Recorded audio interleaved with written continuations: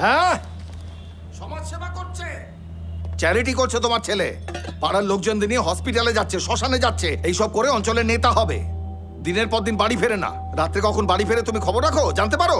সকাল সকাল আবার শুরু হয়ে গেছে। থানার ছুটি নাকি আজকে? এই বেশি কথা বললে না মেরে দাঁত ভেঙে দেবো তোদের দুজনের। এটা কি সিঁড়িতে ফেলে দিয়েছো ইন্টারভিউ লেটার? তুমি জানতে আজকে ওর ইন্টারভিউ ডেট ছিল? মা কিছু জানে না, আর তাছাড়া আমি কখন কি করব সেটা আমার ব্যাপার। রণ, তুই এখন এখান থেকে যা। সকাল সকাল দুজনে শুরু করিস না। সকাল সকাল সকাল কখন শেষ হয়ে গেছে ভালো করে দেখো। সেই সঙ্গে তোমার ছেলের ভবিষ্যৎও শেষ হয়ে গেছে।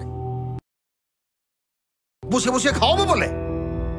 এই এসো তো, এসো এসো, তুমি এসো এসো এসো। দেখো দেখো দেখো কিরকম নির্লজ্জ বেহায়া হারামজাদা ছেলে জন্ম দিয়েছো তুমি। এই শুনতে পাচ্ছিস না আমার কথা? নিজের ব্যাপার যখন, সবটা নিজে ভালো করে বুঝে নাও। আমার পয়সা খাবি, ইলেকট্রিসিটি জল ব্যবহার করবি, এসব করতে গেলে না টাকা খরচ করতে হবে। টাকা ফ্রিতে তোর মাকে খাওয়াচ্ছি, তোকে খাওয়াতে পারবো না।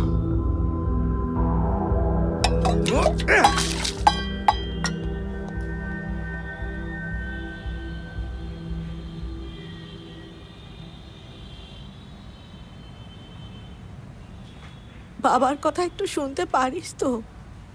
তাহলে তা তো ঝামেলাই হয় না। অন্তত ইন্টারভিউগুলো তো দিতে পারিস, তাহলে তো তোর বাবাও খুশি হয়। ওটাই তো আমি চাই না, ও কোনো রকমের খুশি হোক আমি চাই না।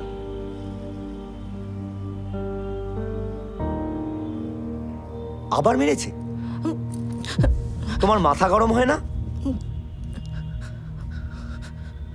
সবাই চুপ থাকতে পারে না রে রণ। যারা চুপ থাকে তারা চেঁচায় না। চলো না মালটাকে গলা টিপে মেরে দিই। রণ,